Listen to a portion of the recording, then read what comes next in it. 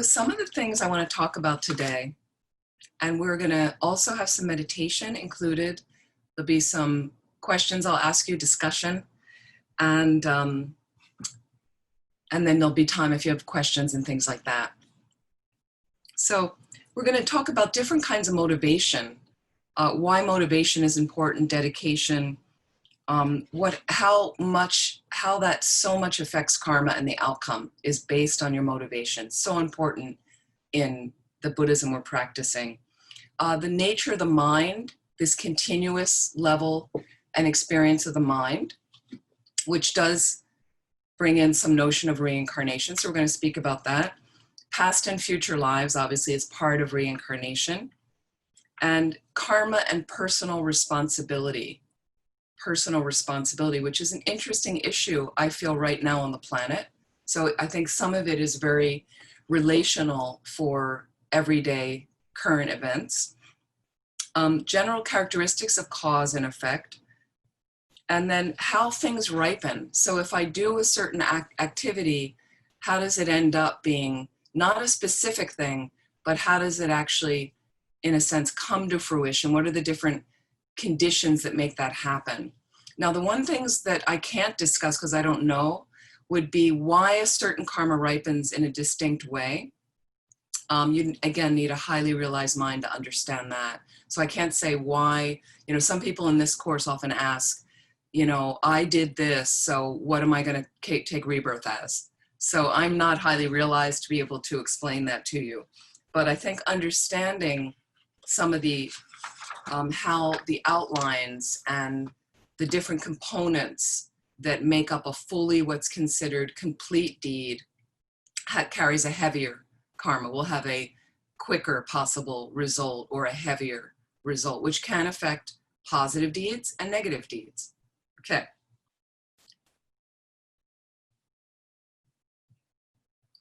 So what's interesting is generally everybody wants to be happy and doesn't want to suffer. I think everybody here could say that about themselves, unless put your hand up if anybody wants anything different than that. But basically you will find that everybody wants to be happy and doesn't want to suffer. And that's something that we actually all have in common with each other. So I found this as a meeting point. If you're having a challenge with someone, somebody you would actually might label difficult person or even as strong as an enemy, is come back to that fundamental basis that everybody wants to be happy and doesn't want to suffer. We all share that in common. And then what happens is things interrupt our happiness. And a lot of us are going through this with COVID quarantines and the whole issue. Some people are out of work. Some people are struggling with finances, paying rent and feeding themselves. Some people are concerned about their work or their business. Some people have had to close businesses and might wonder when they might get hired again and what they're going to do and how long their savings can hold out. So there's a lot of stressors right now. And people sometimes get into a mode of, why is this happening to me when this person who's never been very nice seems to have every advantage? And if you're in New York City, where some of you are, and how they were able to go rent a house in Connecticut or go out to the Hamptons and be able to quarantine out there, but I can't do that. So there becomes this blame issue and we separate ourselves. But when you start to understand karma, there is for everything a cause and result relationship. A cause and result relationship, which means that if the cause is not there, you cannot actualize a result. The people that can go and rent these other homes, somehow the cause has been created in their mind stream. They've done something, affected something in this life or past lives, which we'll talk about reincarnation in a little bit, that somehow has affected that they have the means to do something like that. The same as somebody very poor that ends up having to take a bus during this COVID period, get infected with the virus, be one of these essential workers that has to work, has a job to work, but then gets the virus and dies, or ends up not being able to work and is in a massive line to try to get food for their families. Again, the cause was there for them to be poor, for them to become ill, like that. So let's understand a little bit of these. How does this work? The other thing with karma is to discover the amazing potential that you have as a human being, the amazing potential that you have to begin to understand how my mind works, and then noting some characteristics or qualities of it that I'm not comfortable with. Can I change those? And you absolutely can.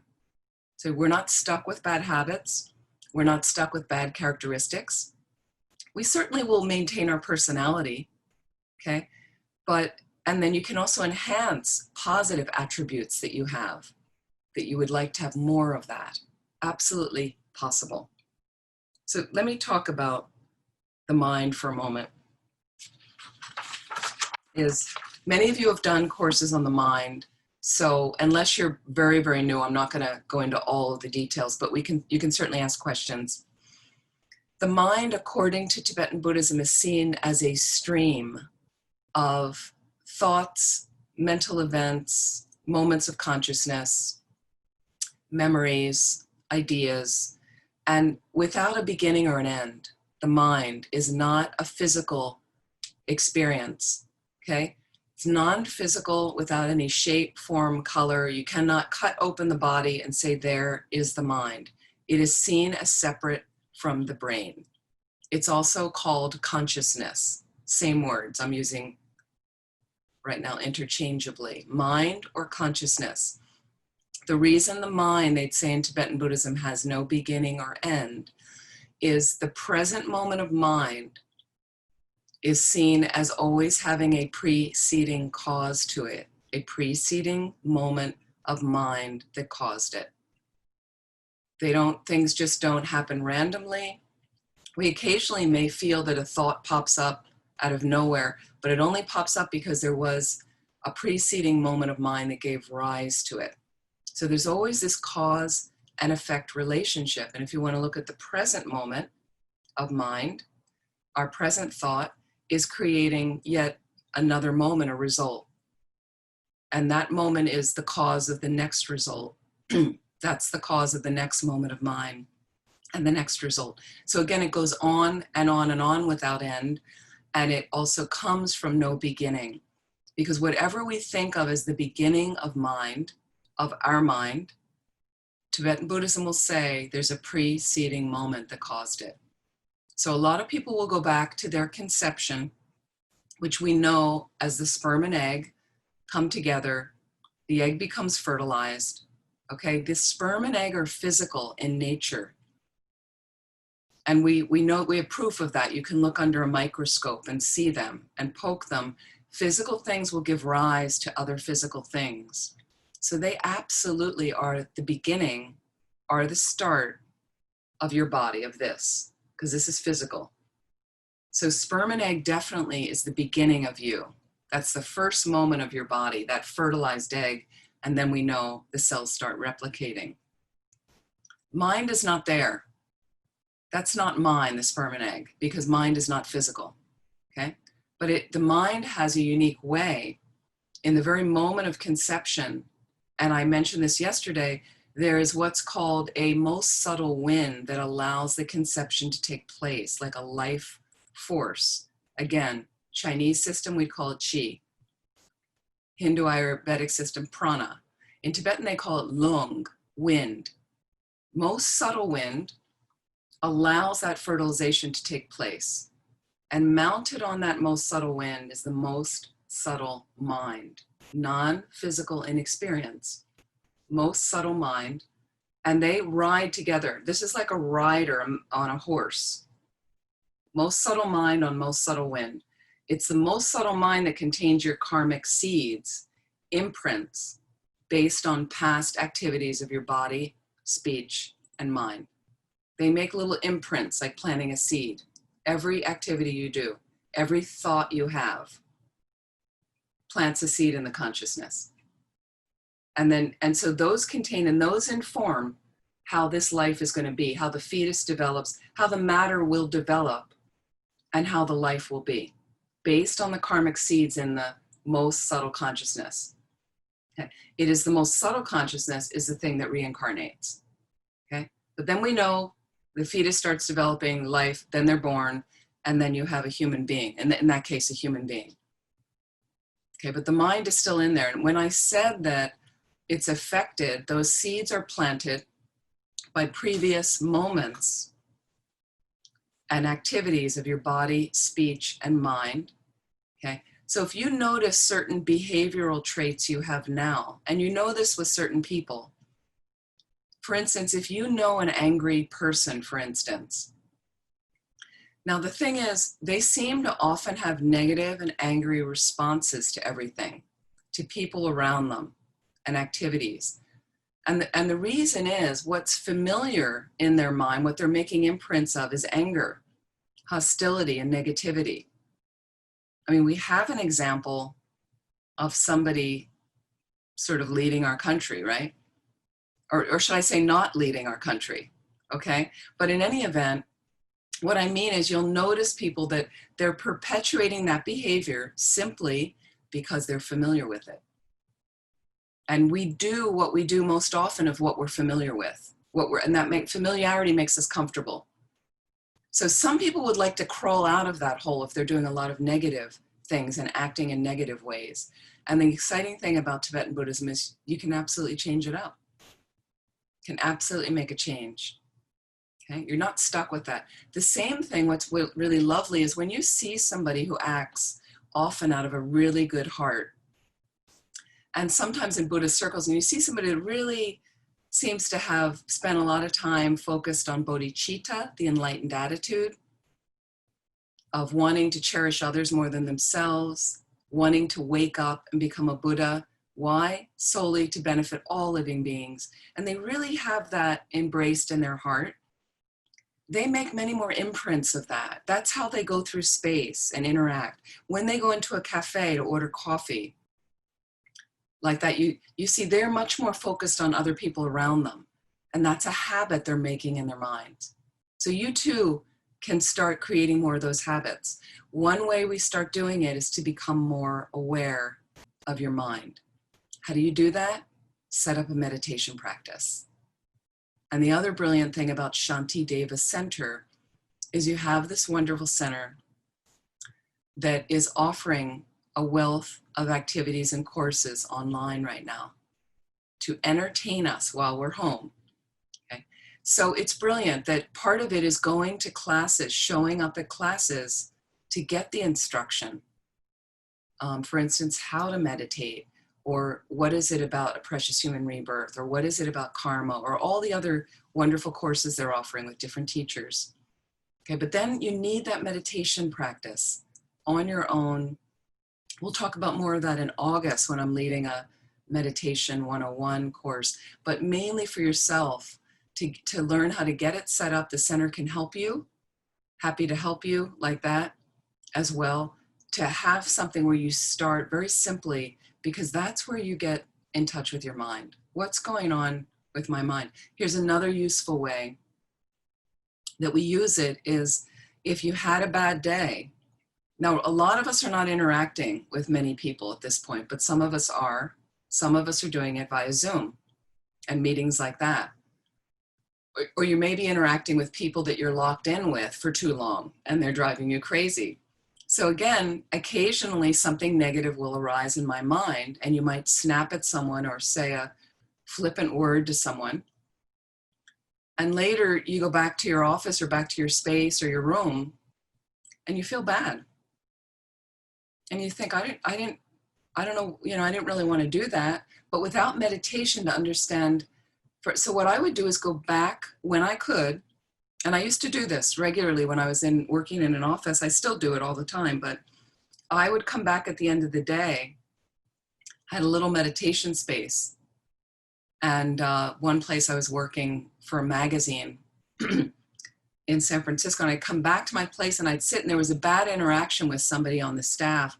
And I would sit in my little space. I didn't know how to meditate, but I would sit there and it felt comfortable there. So you want to make it comfortable, but it doesn't have to be elaborate or fancy, just a place that will entice me to sit down and do this work. And then I would kind of review the day and kind of let everything sift out. Just a couple minutes sitting, I didn't even know to follow the breath, but I just let everything kind of settle down. And then that issue would come up because it was a big thing during the day. And then I'd think, well, God, that wasn't very fun. Me and the staff person kind of polarized.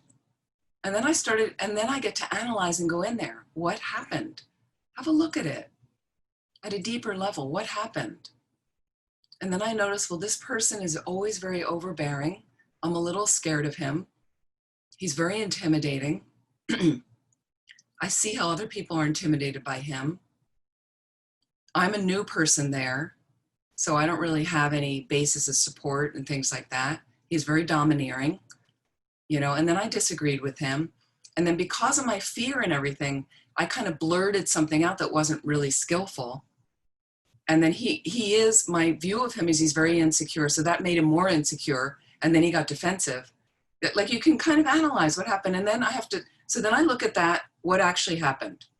We're going to do some meditation like this later. What actually happened? Then I get to analyze a little deeper. And I start, well, I want to be happy and don't want to suffer. I think he wants the same thing. Starting to find some common ground between me and this person. He's insecure, I might say. Well, so am I. Well, how about that? So there we both end up in our corners, defensive, like scared animals.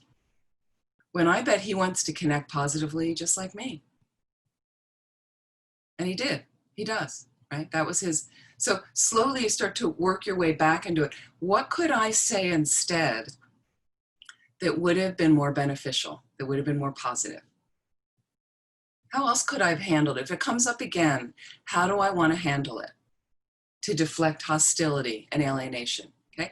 And then what I do right there in my little session, and you can see this isn't taking that much time, I practice what I'd say as if he's in front of me. In my mind, I'd say it. I'd do a little role play in my mind to say, he can say with the same things he's always saying. From my side, I'm going to practice again and again and again how to get it right. And you practice enough on your cushion, then you're back in front of the person, and that suddenly gets accessed because I practiced it. So on the cushion is where we do the practice. And I'll just put it this way, it's really, really helpful for you. Okay.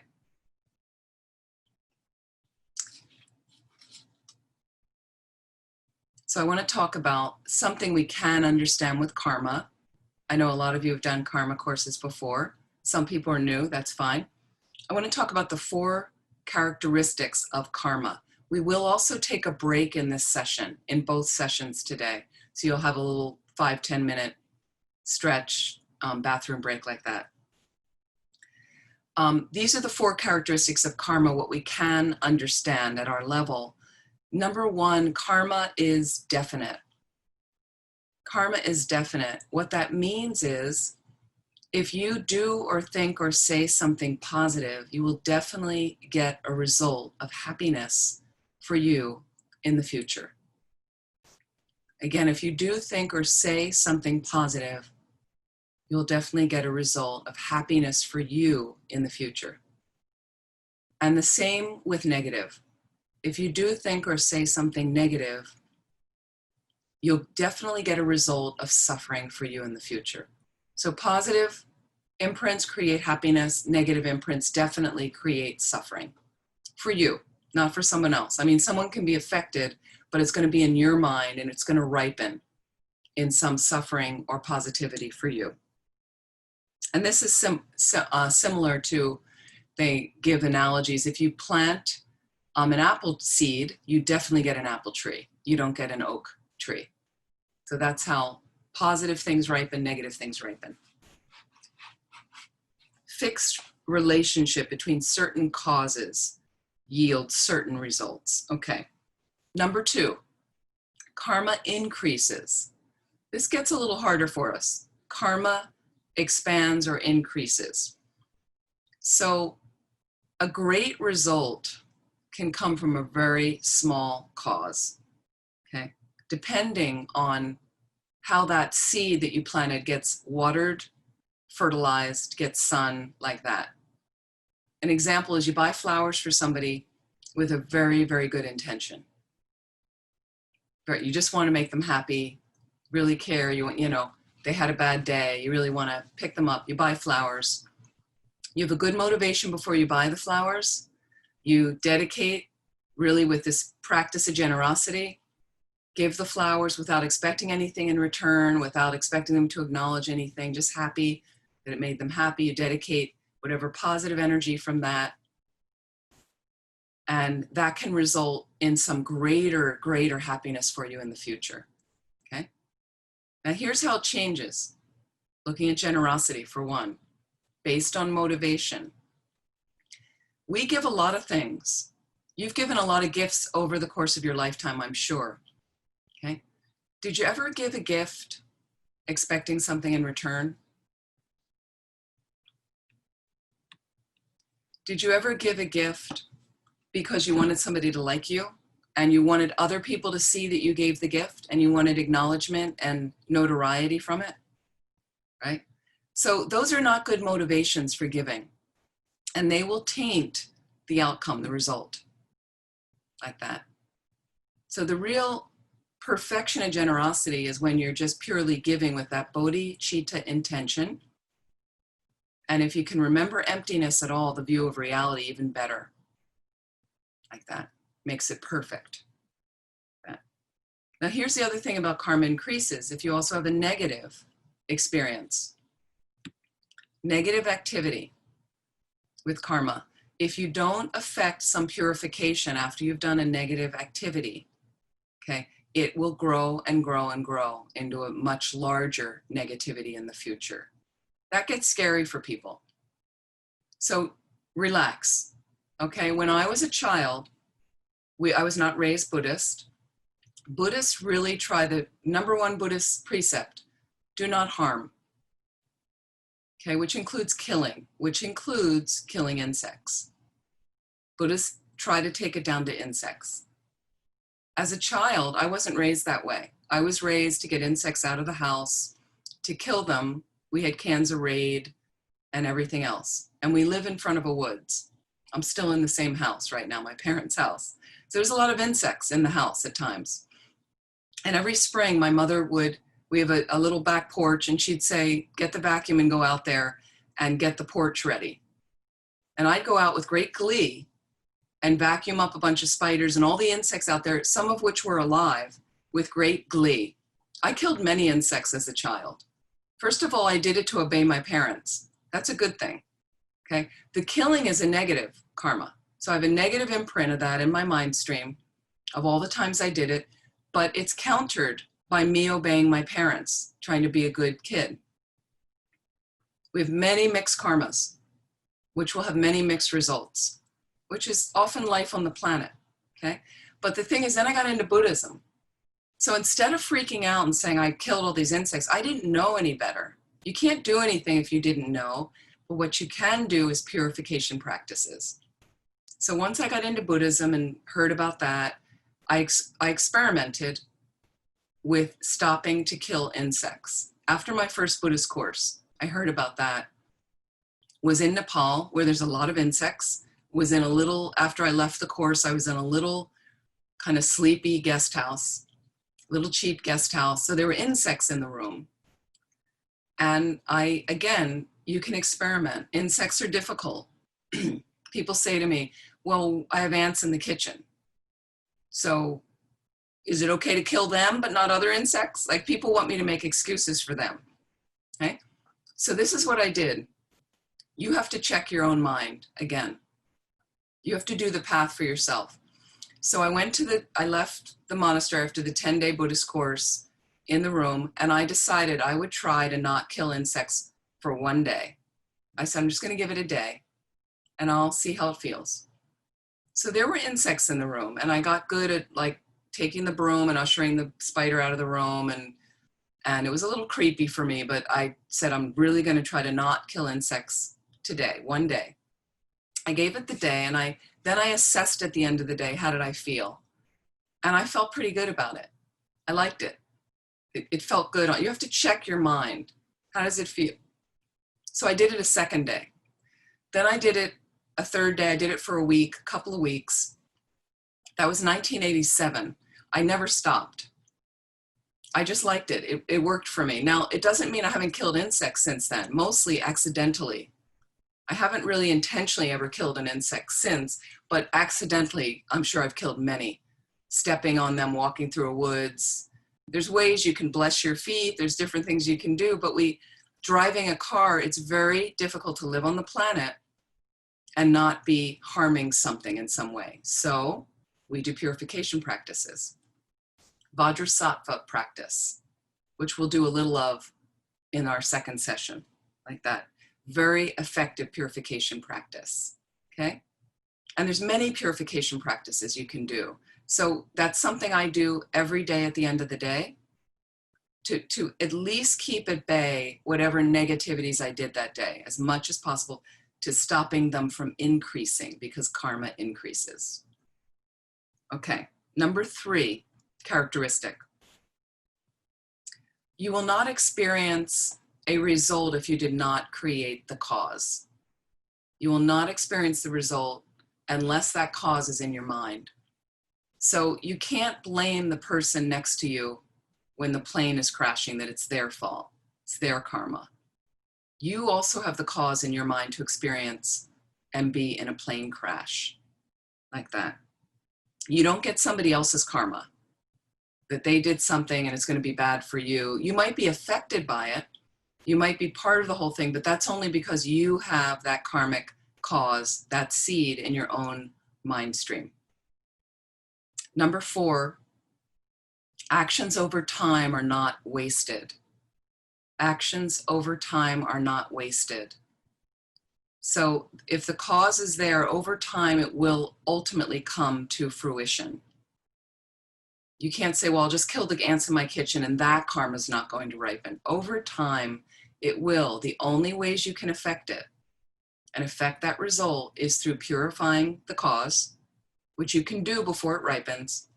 Or if you have a positive karma and you refrain from getting tremendously angry, or you're able to dedicate the merit first before you destroy any positive seeds, because anger tends to destroy a lot of merit that we have, a lot of positive energy and activities.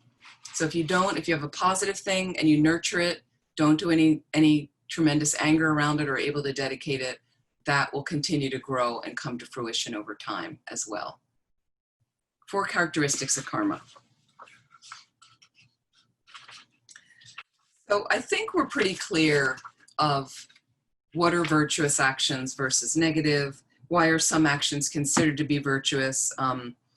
What motivates us to perform virtuous actions is more the question, I would think. And the types of results that come from virtuous actions. So what we're interested in is how can we increase and develop virtuous actions? And this is a question I get a lot right now based on our habits.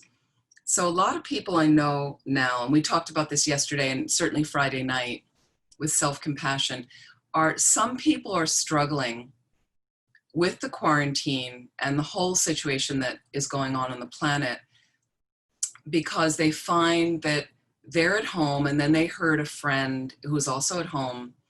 When you talk with people, they start telling you their COVID story, their quarantine story, okay? So some of the stories go like this. You talk to a friend and then they say, oh, I'm in the middle of a big purge and I've just cleaned out my entire garage and attic and I've organized everything and I've organized all the files and all the school files I wanted to do and all my work, and the kids are studying really well, and I've also now gotten into gourmet cooking and I'm knitting and I'm, you meet these super achievers, right? And then you're kind of home going, wah, wah. I'm not very disciplined, watching too much on the screen, too much Netflix, and I didn't really do the projects I intended to do. And so people start feeling bad about themselves, right? Anybody having that experience? Right. I think I know many people that are in that boat. Okay, so what's really helpful for you to do, please, again, is get together with your mind. And again, you don't need to be an expert meditator. Can you find a quiet space in your house alone to sit, a corner of the bedroom? I just set up a little thing, up a little piece of the closet right now is a new meditation space for me because I didn't like where I was sitting. Actually, it's right there. There's the edge of the closet. It's right there. Okay. So you want to sit quietly for the day and notice if you watch something on Amazon Prime or Netflix, when it finishes, okay, take a couple of minutes right there. How does it feel?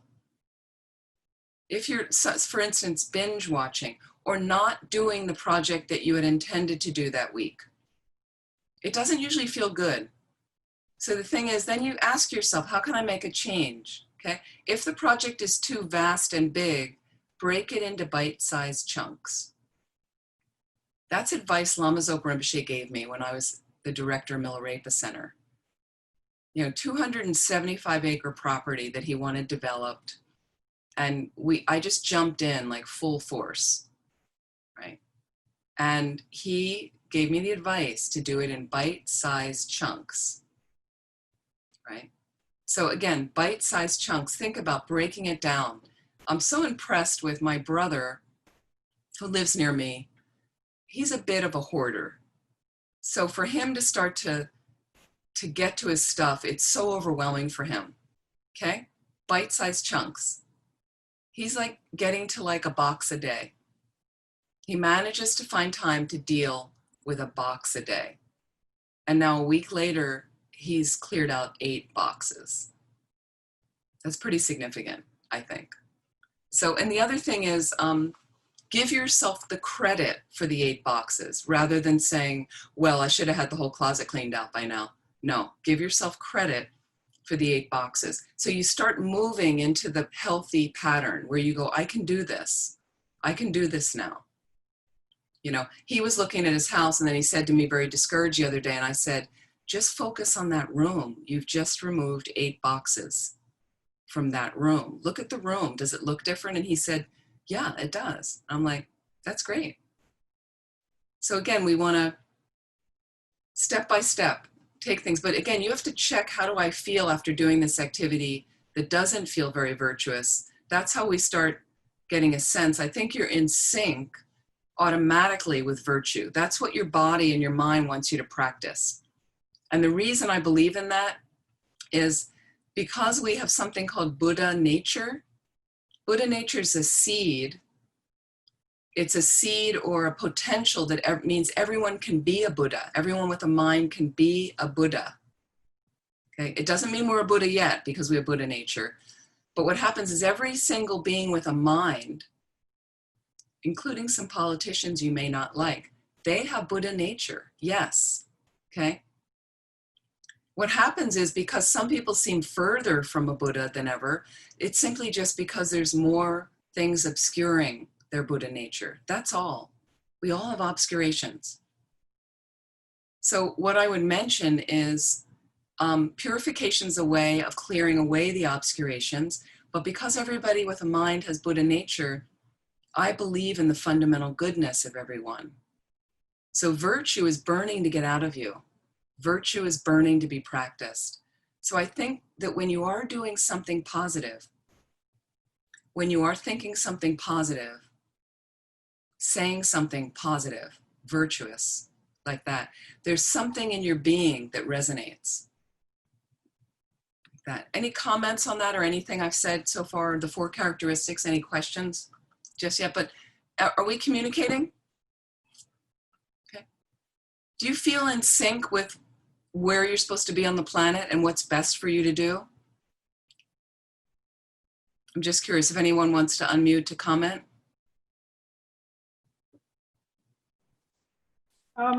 Venerable, I have a question about anger destroying merit. I feel depression more often than I feel anger. I don't feel anger a whole lot. Well, you know, but they're both aversion. So I wonder if, you know, depression destroys merit just as much as anger. Good question. Is that Sunny? Yes. Okay, great. Great to see you. Yeah. Great question. I don't think depression destroys merit as much as anger, from what I've heard from my teachers. Anger is more of the detriment. However, the thing with depression that's tricky for people, I've known a number of depressed people, a number of friends of mine, and my own pockets of depression over the years, you know, of different bouts of depression and things, is it just creates a little bit more of depression in your mind. It just becomes that habit in your mind. So again, it's very helpful to analyze, to go in and analyze what is going on with depression. You know, why am I feeling depressed? And again, that is a result of some karmic cause. It could be this life or past lives. It doesn't necessarily mean this life. It could just be this is a certain thing. Everybody has their own stuff they're battling with. And for some people, it's depression. Some it's anxiety. For some, they deal with that they're very angry. Some are very meek. So, you know, we all have different issues. So that might just be something that you have to deal with this life to analyze and check and things like that. But I don't think it destroys as much of the merit. Right. Thank you. Sure. Okay. Let me go on a little bit of, so motivation is key. And I want to talk about how do things ripen? How does karma ripen? And well, and let me talk first. Let me get into, if we want a little bit of a guide of what's virtuous and what's not, Buddhism takes us through something, especially in the karma teaching, something called avoiding the 10 non-virtues and practicing what I call ethical conduct. Practicing the 10 virtues and avoiding 10 non-virtuous behaviors. 3 of them are things you do with your body, 4 are things you do with your speech, and 3 are things you do with your mind. So they're divided up like that. So let's go through these non-virtues. We avoid the 3 with the body. We avoid killing or harming others. We avoid stealing. And I'm going to elaborate a little bit more with stealing. Taking what is not offered or borrowing without asking also constitutes stealing. Number 3 with the body, sexual misconduct, which generally means interfering with people in an intimate relationship, and especially having sex with one of them that breaks them up, like adultery. I think we're familiar with that. The 4 related to speech are in order of heaviness. We avoid lying, and I'll give you, exaggeration is considered a form of lying, as are white lies. We're going to talk about that. Number 2 of speech, divisive speech, we would avoid. The 3rd one of speech is avoiding harsh speech. The 4th one is avoiding gossip or idle chatter, meaningless speech. Okay. The 3rd, and then the 3 things we avoid with our mind are covetousness or greediness. We would avoid harmful intent. And the last is holding wrong views. Let's look at these a little more closely. I think killing we're very, very clear about. Everybody understands. However, as I said, Buddhism does take it down to avoiding killing animals and insects, like that, which gets more challenging for people. Most people I know, most of you, are never going to kill a human, never even consider, maybe not even kill a mammal, an animal that's a mammal. But insects, people draw the line and they go, yeah, we're going to do that. And we're having an issue in my county now. It's actually becoming quite, I don't know if you've ever heard of this spotted lanternfly. My county is infested with them. I don't know why my county, they come from Asia. I don't know what's happened, but they're beautiful, beautiful insects. Red insect with black spots on its back, and they jump. So they're all over my property. They're all around the backyard, and apparently they don't have a natural predator right now in this part of North America, which is interesting. And they destroy plants and crops and trees and everything. So my county, there's some system, they want to do something. I don't know what they're doing, but I don't know if you've heard of that. Anyway, so my family, somebody started a rumor in my family that I was going to kill the spotted and lanternfly when I saw them. They were so bad. I don't know where this rumor started, but one of my nephews piped up and said that the other day, and I said, no, I'm not. So I'm communing. I was just in my backyard with seeing them, and I just leave them. I'm not going to kill them. My neighbor has them under a deck, and they're going to destroy the deck, so he's killing them. I just hope I hope they won't all end up on my property because everybody else is killing them. So we'll see what happens. So we would avoid that. And then the ethical guideline is saving life, taking care of life like that, and really having that respect for life. So it also starts with yourself. Respecting yourself, I think, is really important. The second one, stealing, I don't really believe anybody in this group's going to steal a car or something like that. It's usually the heavier part of it would be, stealing something of value, major value to somebody like that. But look at the way we do steal.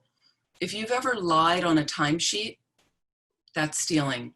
If you've ever ordered food at a restaurant, you've enjoyed the food and later you find out on the bill they forgot to put something on the bill. If you choose not to tell the server about that and pay the reduced amount and leave the restaurant, that's a type of stealing. We steal office supplies from our offices and take them home. And it's not just for work, when you really think you're intending to keep it, that's stealing. So there's a lot of different ways we steal. And it's all that little microwave activity that gets us into trouble. We're not going to steal a car, but all the other little stuff. So the ethical guideline would be practicing taking care of your belongings, and certainly the belongings of others if you're using them or borrowing them, and returning things in a timely fashion if somebody's lent you something like that. Then we avoid sexual misconduct. The ethical guideline would be respecting your relationships, especially intimate ones, and choosing healthy relationships or finding ways to have healthier relationships, and respecting the intimate relationships of others by certainly not interfering, especially in a sexual way, to break them up like that. Some karmic results, let me just look at the body right now: killing, stealing, sexual misconduct, and we're going to go into these more after the break. Some of the heavier results of karmic results from killing could be that you end up being born in a war-torn country, or you have a tendency to kill. I'll give an example. Some of you may have children, or you may have noticed with your siblings growing up, or I noticed this with my niece and nephew, born to the same parents, 3 years apart. So one of them growing up was very happy to kill insects, and the other one was not. The other one was trying to save insects. Where does that come from? Would it come from their parents? Because then they would be the same, the kids. And the parents killed insects sometimes, and sometimes they saved insects. So they had a mix. The one kid came out very strongly, happily wanting to kill insects, like intending and looking for insects to kill, and the other one completely the opposite. So karmic seeds in there. For me, I was very comfortable killing insects as a kid. So I think I had a karmic seed of killing karma that made it easier for me to kill without any problem, as opposed to a kid that doesn't want to kill any insects, is trying to save them. So you see, it also creates an intention to want to do that activity again. Stealing can create a cause for you to be poor. Sexual misconduct can create, sexual misconduct we might call, it might call it dirty. You might actually say it's kind of dirty because you're sneaking around, you're lying. Then it creates another misfortune of non-virtue of lying. But it's kind of dirty, and it can create a condition, a result, that you take place in a dirty, filthy place. So there are some correlations that seem to connect. Let's look at speech for a moment. The ethical guidelines would be, number one, to avoid lying, we would speak honestly and speak the truth. Number two, to avoid divisive speech would be to say things that bring people together, to unify people, harmonize people. Avoiding harsh speech would be to say pleasant things to people sincerely. And to avoid meaningless, idle chatter would be to speak meaningfully. And then the three of mind, to avoid a greedy mind, what's helpful is to rejoice at others' good fortune and to actually try to cultivate a mind that is generous, that has a generous attitude. That to avoid harmful intent would be wishing others well, sincerely wishing them well. And avoiding wrong views would be cultivating the right view of something. And I'll talk more about that as well, the details of that. Okay. Any particular questions right now about the 10 non-virtues?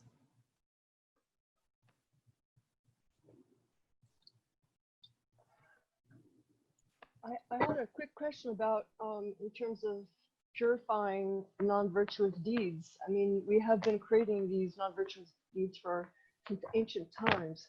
So let's say if I do something non-virtuous today, I'll do the practice tonight. But what about all the unfortunate deeds done in the past? What is the most effective way of purifying those? One of the best things to do is to do a Vajrasattva retreat. So that is going to be 2 to 3 months full time. But what you can do is you can do, some people do it at home and just more and more Vajrasattva mantras, prostrations to the 35 Buddhas, meditating on emptiness, reciting mantras. What some people have done, if they feel aligned and they've been practicing for a while, some people decide to ask a Lama like Lama Zopa Rinpoche for their life practice. Whether you've met Rinpoche or not, he's a highly realized being, I believe, and he will check and do special checking and send you a practice that a lot of it is standardized now, which is wonderful. So there's pages and pages of motivation and how to meditate on the Lam Rim. But part of it is written just for you. He's checked just for you what practice is specifically for you to do. So that's an enormous way to purify, where you have it right from the source of what you need to do. But I have to say, having done a Vajrasattva retreat and having all this stuff gunked up from the past of only this life that I could remember, let alone past lives, it felt incredibly effective for my mind. I'd like to do it again. Felt really powerful. But serving a teacher authentically in a good way, working at a center, one of our centers, is huge purification. Being a center director, huge purification. So these are different ways you can clean up all the past stuff that we don't remember. We do our best. We can only do our best. That's a good question. Thank you. Teresa, you had your... Oh yeah, I just wanted to know, can you just repeat the fourth ethical guideline that you spoke about speech? Yes, idle, meaningless chatter. And then what's the ethical guideline counter to that? The ethical guideline would be speaking meaningfully, like that. Okay. And can I ask one more question? Yes. I was wondering, so I can see the propensity of my mind when I am doing positive, meritorious things, especially related to Dharma, how that has a positive effect on my mind, even almost immediately. It's like I can feel the effects of it sort of soothing my system, and as I continue, it continues. And then similarly, like with degeneration of the mind, if I'm doing something you know, if I get really caught in like me stories and like someone offended me, or I like kind of go down that rabbit hole, then I can see how the mind sort of quickly degenerates. Are those shifts, like those quick shifts, are those considered karmic, or are they considered just, you know, virtuous deeds lead to virtuous deeds and non lead to non? You know, I don't know if to relate those things to karma or not. Well, in some ways, and this is a debatable point in the past, some ways it all comes down to karma. Mm-hmm. Everything is cause and effect. Karma means action. It's a Sanskrit word that means action. And that action is the movement of mind. It's the movement of your mind. So every time your mind, like I said yesterday, in a finger snap, you have 64 fluctuations of the subtle consciousness, 64 movements of your mind in that. So it's all affecting, it's all and having some result. Now there's a lot of neutral moments, right? You're brushing your teeth without much thought, okay?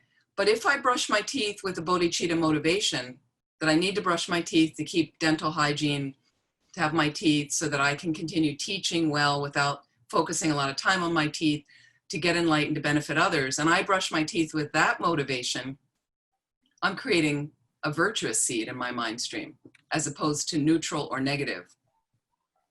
So it's all karma. So each moment your mind shifting is a result of a previous cause.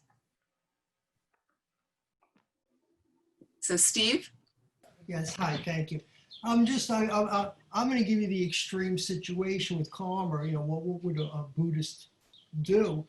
Let's say your house is infested with bed bugs, or you're attacked on the street and in self-defense, you hurt or kill someone. I mean, do you avoid that? Do you allow yourself to be harmed either by the bugs, which, you know, at that point, you know. What Buddhists tend to do is, and here's an interesting thing, exterminators don't always rid a house or an apartment of bugs. They come back and you have to get exterminated again, right? So I'll tell you this story from a teacher I had years ago. He lived in an apartment building in New York City, and there were roaches, as every apartment building in New York City, I think, has for the most part. And then they give you an extermination schedule, and you have to exterminate because otherwise they'll all go to your apartment if you don't exterminate. And it's kind of a way to keep that population down in the building. So his lama told him that the way to get rid of the roaches, the kitchen was like, you know, infested, was to set your alarm. Now this is extreme, okay? To set your alarm for 2 o'clock every morning and put some food in the middle of the kitchen floor. At 2 a.m., wake up, catch whichever roaches are there with a little glass thing with holes in the lid. Keep it till the morning, the lid, but so that the roaches are alive, and then release them in the park down the street. He did that for 2 years. And they had no more roaches in the apartment. What, are you kidding? You know, we say it's a miracle. No, the cause was created based on the virtuous deed. I've heard story after story after story like that, of how you can affect, based on the virtuous deed, to actually rid something. So again, it's a personal decision. And as a Buddhist, for me, again, I would certainly probably consult with Lama Zopa Rinpoche if our house got infested with termites or something. And then he would recommend pujas to be done. And I know that pujas are rituals. Some of those ceremonies, talking with friends about it, the insects went away. So, you know, again, it's part of the belief system, whatever. If somebody's attacking you, for instance, the Buddhist response, the first thing is to do as little harm as possible. So the first thing we would try to do, the first thing I would try to do if it was possible, would be to run and get away. Like that. And then if I had to try to defend myself, I would try to do so in the least harmful way to myself or others. You know, with as good a motivation as I could maintain at that moment, even though it's obviously very alarming. So, and you would just hope that if you're leading a virtuous life, those scenes are not going to show up for you very often. But again, bad things happen to good people because of karma, because the karmic cause was in there. So does that answer your question? Yeah, Again, according to Tibetan Buddhism. yeah, according to, I gotcha. Okay. And I respect that very much because you always preface, you know, with what you're saying according to Tibetan Buddhism. So it's Now, and again, this is not for everybody. There's people, and I even know Buddhists that are like, nope, I'm killing the ants in the kitchen. That's a personal decision. Okay. But you have to, we're going to talk about responsibility later. You have to understand to take responsibility. I know I'm I'm planning some negative deed in my mind like that. So I just want, let's take a moment before we take a break. I want you to pause and reflect right now. Close your eyes for a moment.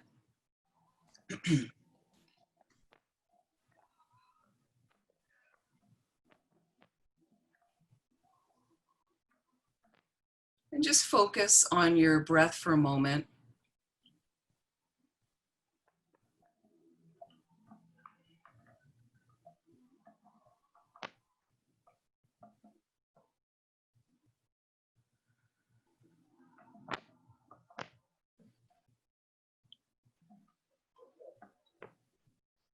If you can mute your microphones, that would be great.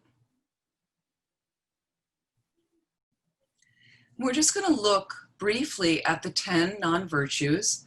And when I mention those 10, which I'm going to review right now, avoiding, killing, stealing, sexual misconduct, avoiding lying, divisive speech, harsh speech, and gossip, avoiding covetousness, harmful intent, and holding wrong views. When I mention this list, probably one or two jump up at you that are things that you do. I'd like you to choose one of them right now.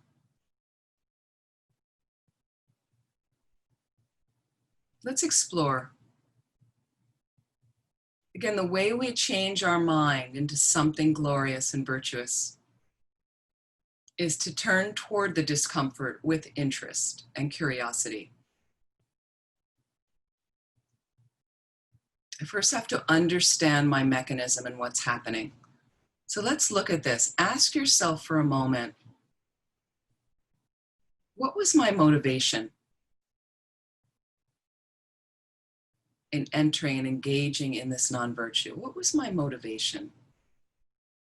What did I want to accomplish?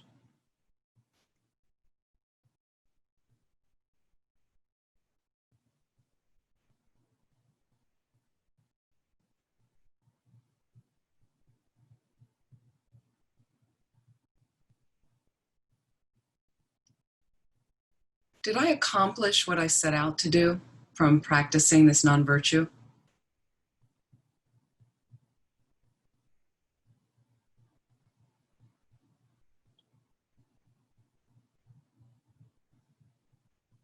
Can I put myself back in a scene where I'm doing it? Just briefly. Can you get a sense right at the end of the activity how you feel?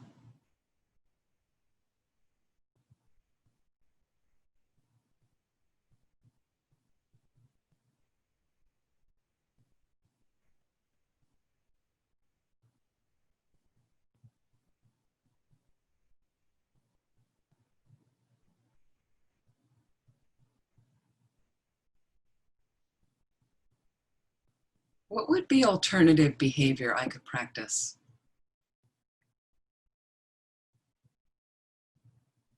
And could I exercise a little of that in my mind right now? Just visualize myself practicing this new behavior, this ethical guideline.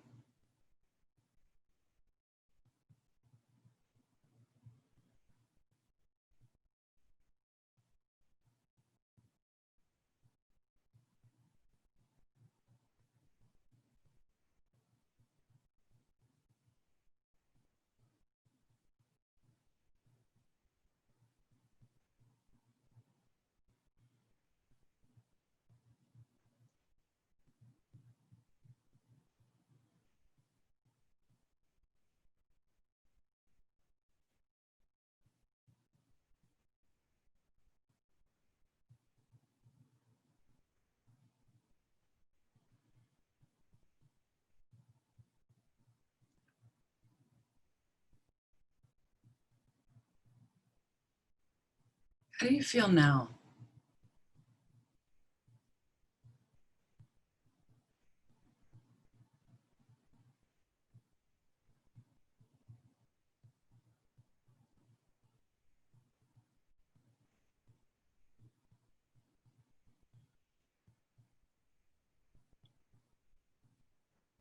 So please relax.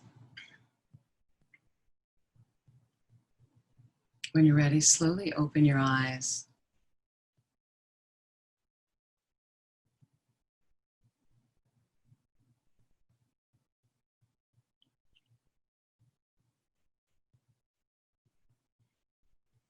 We're going to take a 10-minute break.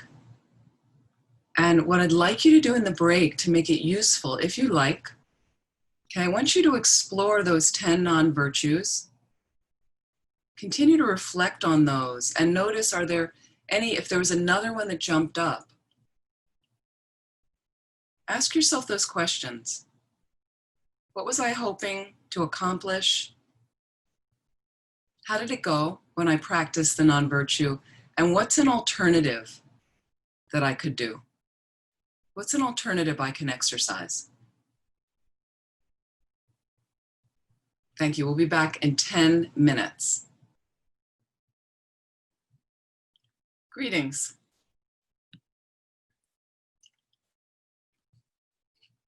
Okay.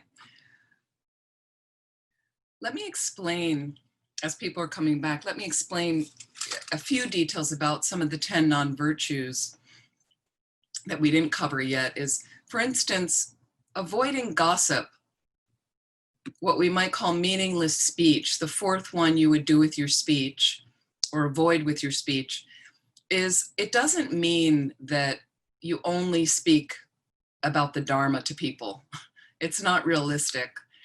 It's just that always that saying that we have is think before you speak is really helpful. So you definitely want to try to do something more virtuous with your speech, even if you're not speaking about the Dharma. An example I give is when I have visited my family over the years when I was living in California and living at a Dharma center, and I come back and they're not Buddhists. And somebody might start gossiping about someone. And if it goes on too long, or one of them's very negative or something, there used to be somebody that would visit who would always be very negative. I would try to gently change the subject if I could, or I would find something positive to say about the person that they were trashing. Or I would excuse myself, kind of interrupt and walk and like go to the bathroom to kind of, if the person was just talking to me alone, so it would interrupt the conversation. And then when I'd come back, I'd start talking about something else. So there's ways you can deflect negative speech from others in as skillful ways as you can, without kind of saying to them, well, if you're not going to talk about Buddhism, I'm not really interested in talking to you. That doesn't always do it. So it's not that we're always talking about Buddhism or the Dharma, but trying to obviously direct a little bit more positivity in this speech. And then also we did some work at, when I was at Vajrapani in California for years with our speech, because we realized we were not doing very well and we were talking about each other behind our back, and it was creating problems in the community, and we all owned it. We all said, yep, we'll participate in some of these kind of group counseling sessions. And then from that, we grew a lot, and we had permission with each other. If somebody started to go down a street of saying negative things about someone, we all had permission to say gently, I'm not really comfortable with what you're talking about right now. Is there some constructive way I can help? But, to kind of point out to it, and immediately people say, oh yeah, you're right. I don't want to talk about it. I don't want to say it like that. You're right. Thank you. So we got really clean with our speech. And as a result of that, some really positive things started happening in the community. So it really, for me, was this evidence of like karma it doesn't always ripen that quickly, but it really seemed to affect some positive changes that was exciting for all of us, like that. I want to also talk about wrong views. Wrong views I didn't explain. There's a lot of different wrong views. The ultimate one obviously relates to the wisdom realizing emptiness, of not having a direct perception of emptiness. The nature of reality is an ultimate wrong view, okay, which most ordinary people have. So we do the best we can.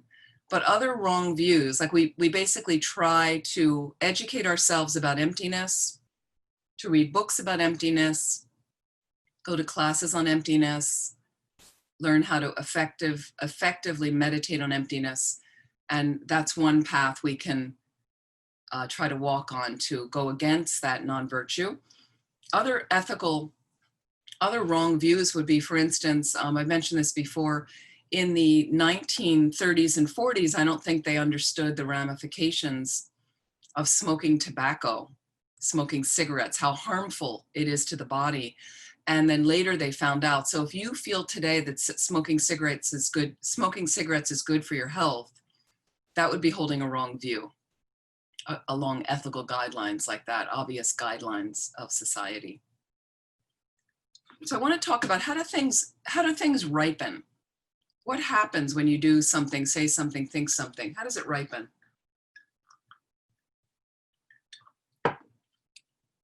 So what makes a karma heavy? It can be heavy according to the nature of the non-virtue. Killing is heavy overall because of its nature. Okay, so that makes sense.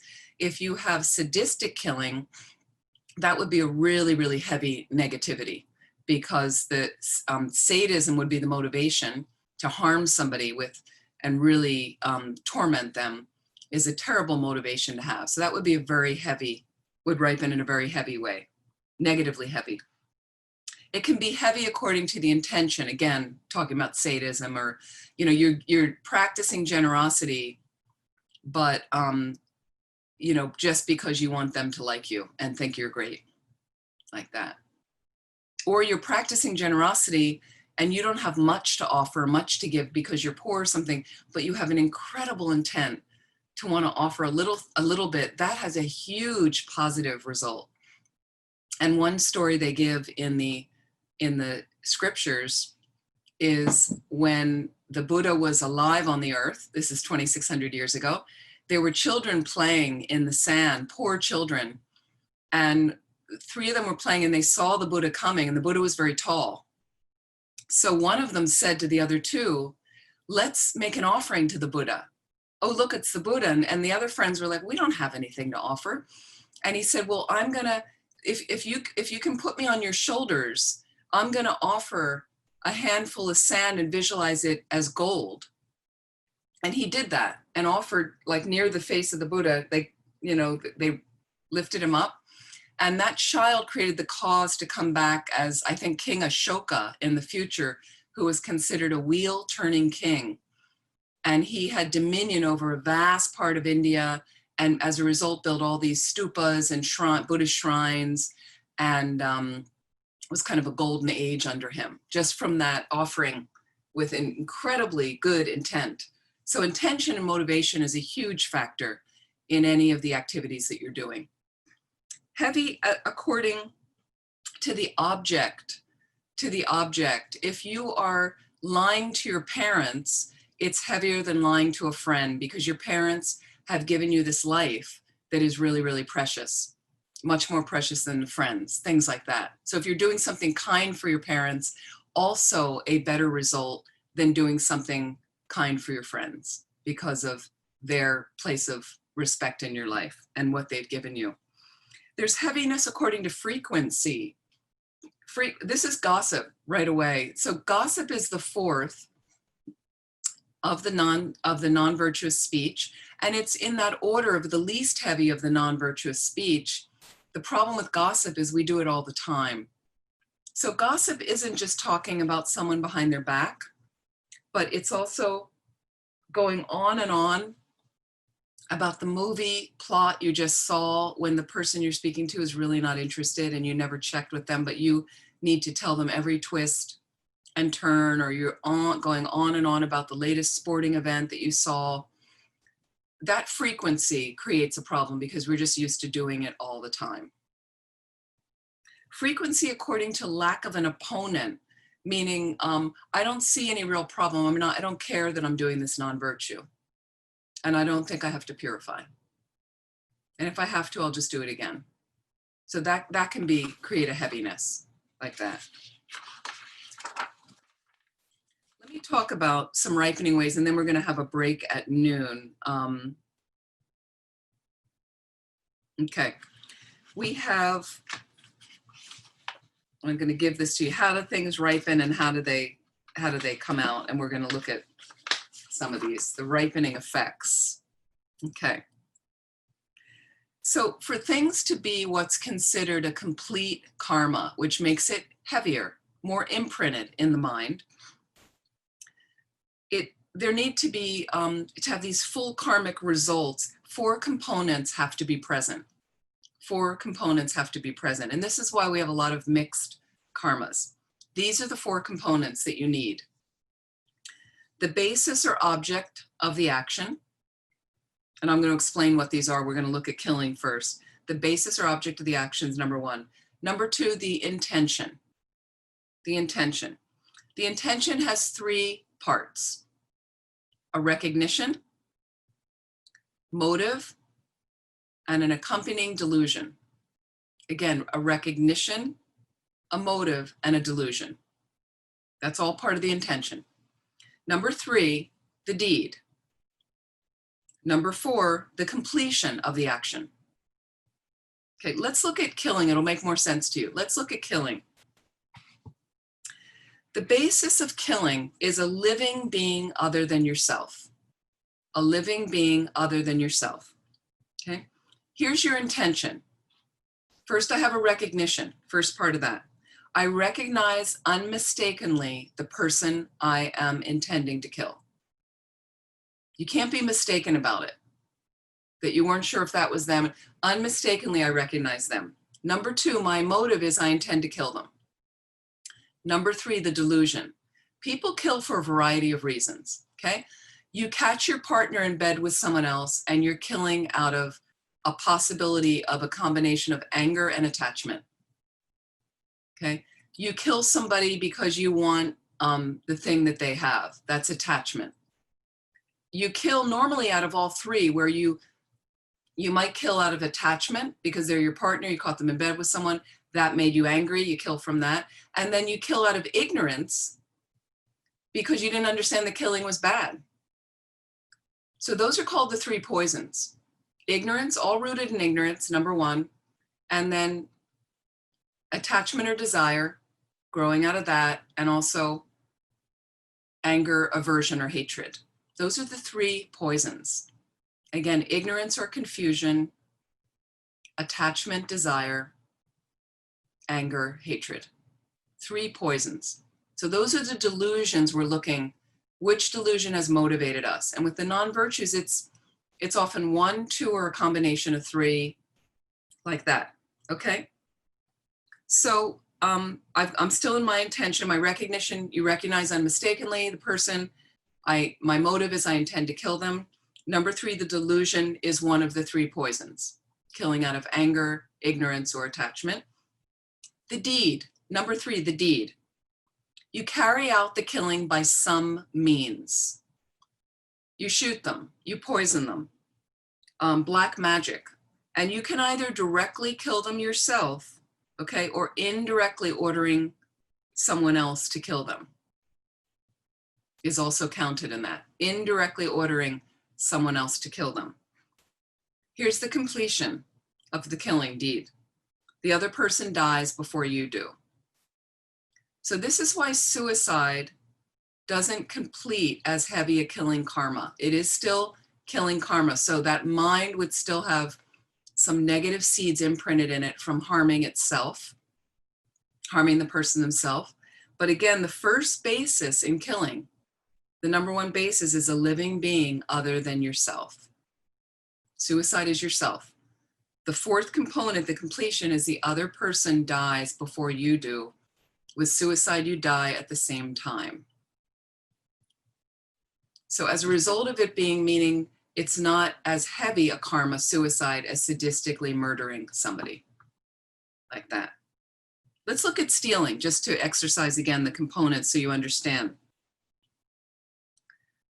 Stealing, taking what is not given, and I involve taking what is not given and borrowing without asking, because that's where we get into trouble, I mentioned. And so when somebody comes to stay with me, I just put my hands up in the kitchen or the bathroom, and I'll just say, help yourself to absolutely anything in the house.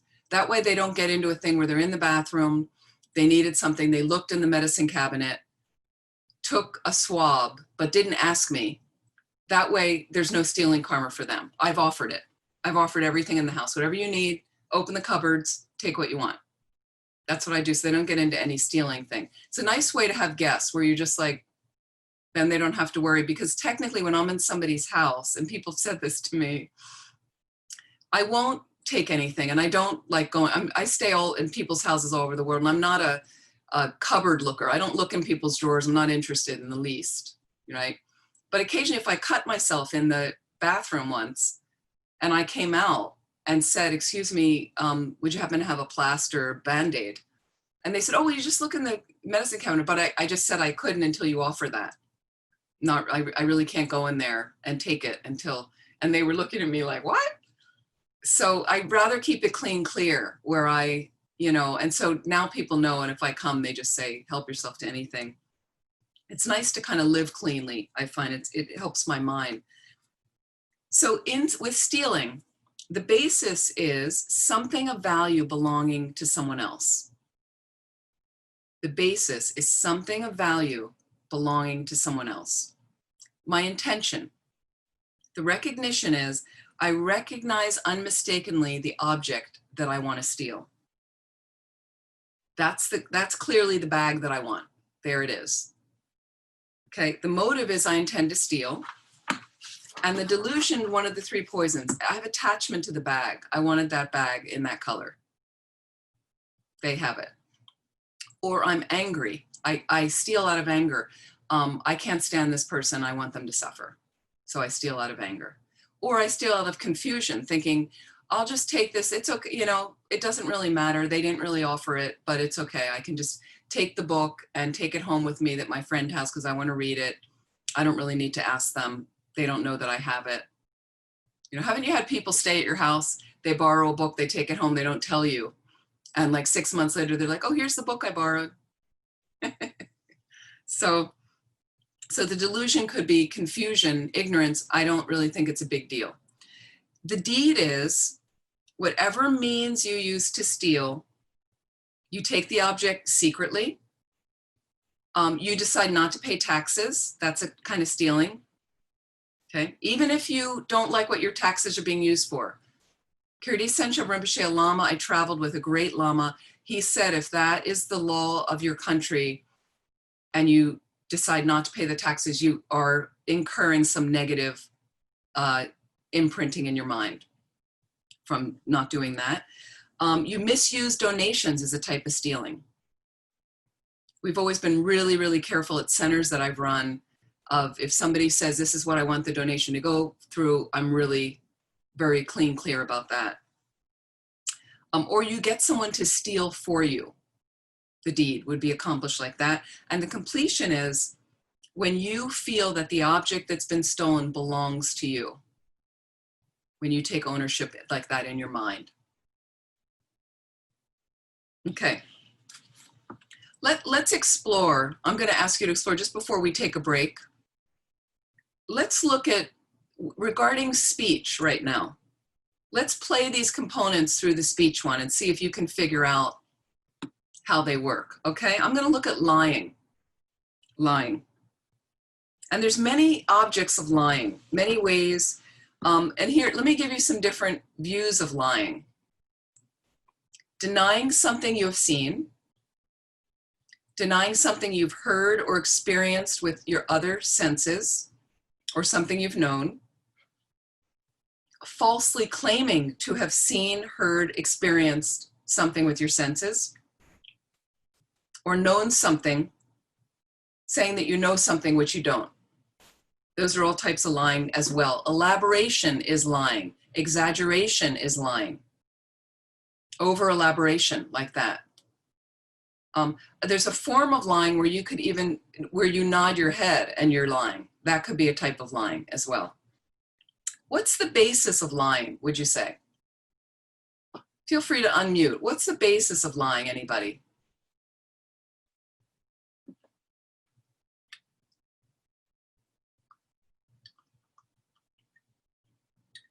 Any ideas? You're lying to somebody, right? It's another person who can understand you. Another person who can understand you. If they can't understand you, you're really not lying. You don't get the full lying karma is what I'm saying. Okay? And it also says they need to be able to speak. So if they're mute for some reason, you don't get the full lying karma. Okay? What's your intention? Like, for instance, what would the recognition be?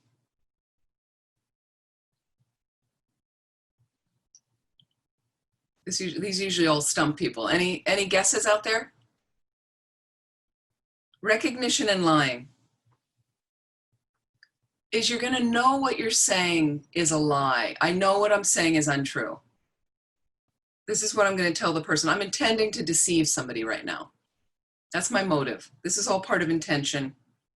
And what would be the delusion accompanying it? Can somebody give me an example with the 3 poisons, ways you can lie? What delusion is present when you're lying? Yes, Steve. Well, it's the white lie. You don't want to hurt somebody's feelings. Maybe someone may ask you, "Oh, how do you like, my hat, my gloves, whatever." You don't want to hurt their feelings. So it's like, "Oh yeah, it looks great," but meanwhile, truthfully to yourself, this is the ugliest thing I've seen, or I've done it myself many times. That's kind of a good motivation. That would be the one motivation that would color the outcome. Okay, but I'm talking about the three poisons. If you want to roll the 3 poisons through, what delusion accompanies when you're lying? Like, for instance, let's take anger. I'm going to deceive somebody because I really don't like them. How would confusion and attachment work?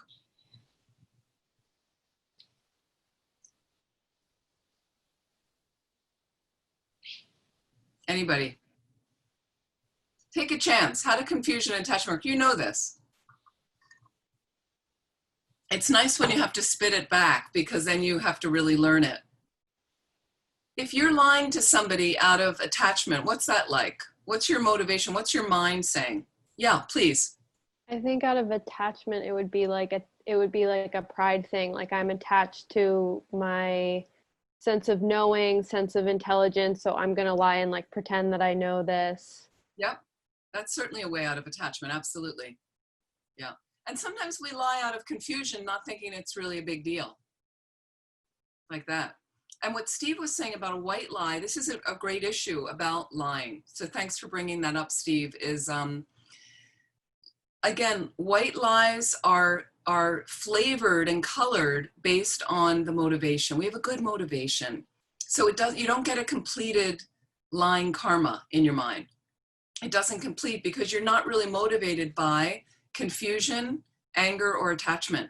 You're motivated out of, I really don't want to hurt the person. Okay, so that would be, but even white lies does have some negative imprint in the mind because you are not telling the truth. But again, it's greatly lessened because of the motivation. Okay, then with lying, the deed is you convey the lie by some means. Okay, I speak the lie, I write it, I make a gesture with my hand or my eyes or my something like that, a facial expression. Or here's another way of lying, I remain silent.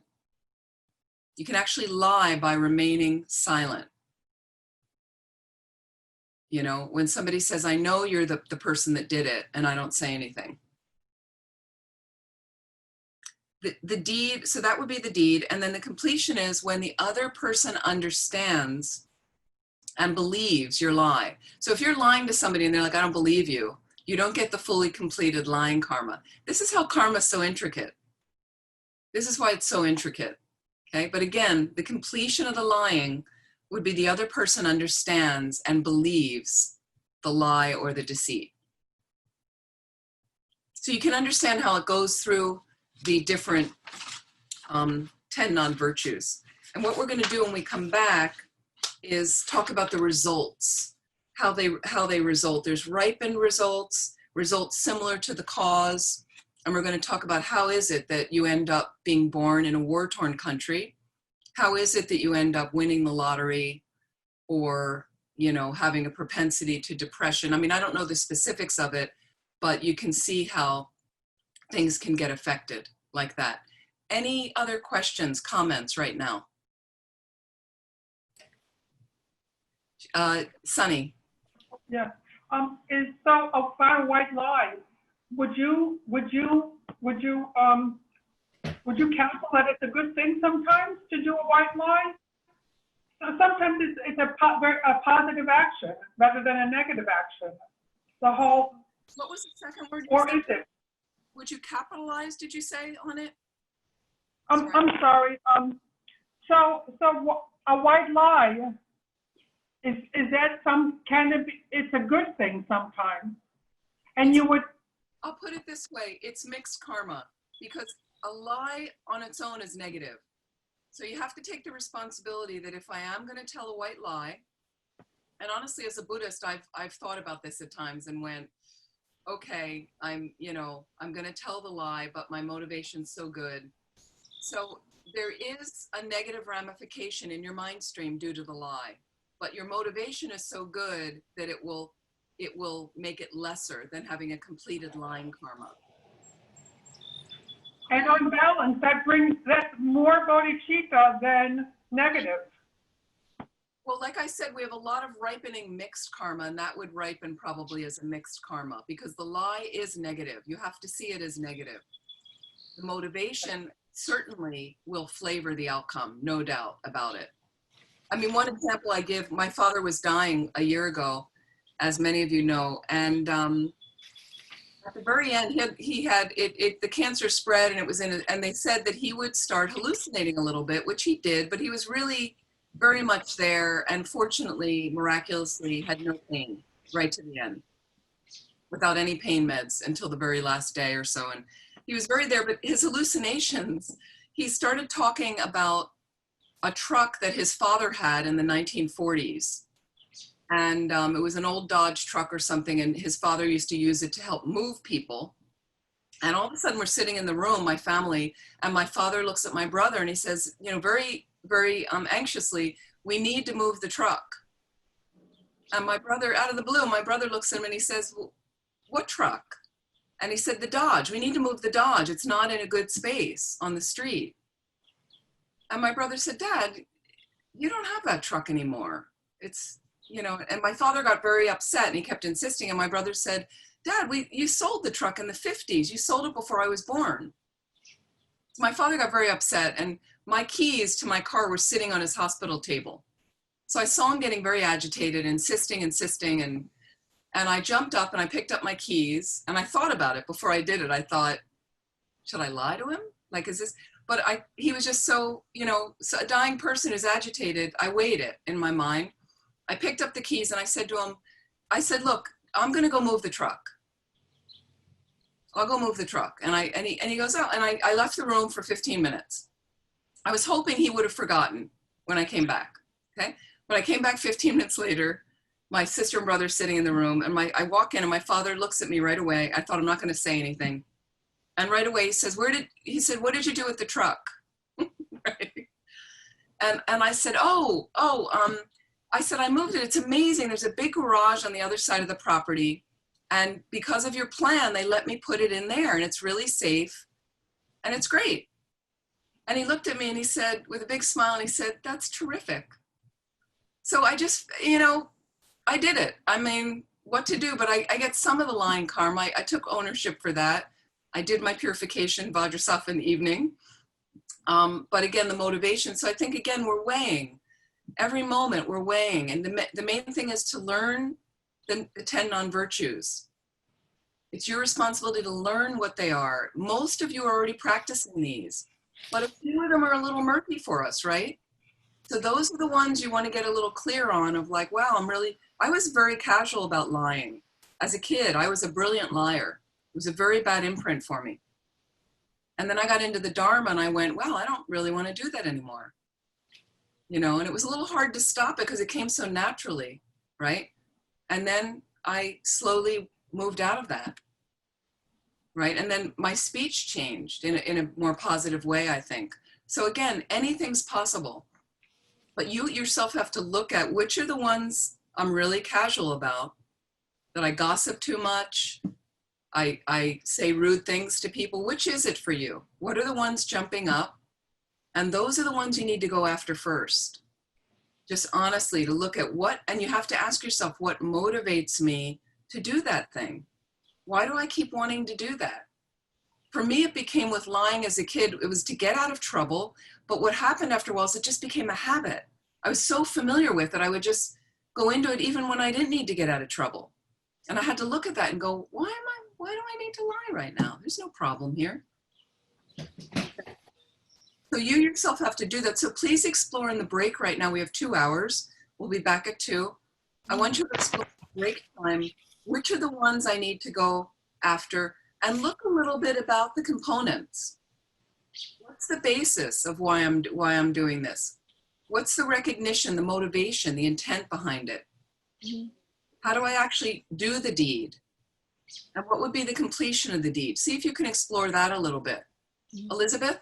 Yeah, I had a quick question, which is that, so let's say I'm taking care of my own karma by not saying that white lie. So instead I'll say the truth, but knowing full well that in saying it, I will be offending the person. I know that they will be hurt by my saying, you know, what I truly believe. So how does that weigh up? On the one hand, you're taking care of your own karma, but you're hurting the other person versus, I would find a skillful, creative way to speak the truth without hurting them. So sort of softening the blow. Softening. I mean, one example I give is, I used to be a party girl and people would invite you to parties, and this is before I was a nun. And when I became a nun, I really don't have to do that anymore or go to certain kinds of parties. It's just not my lifestyle. It's not what I need to do as a nun.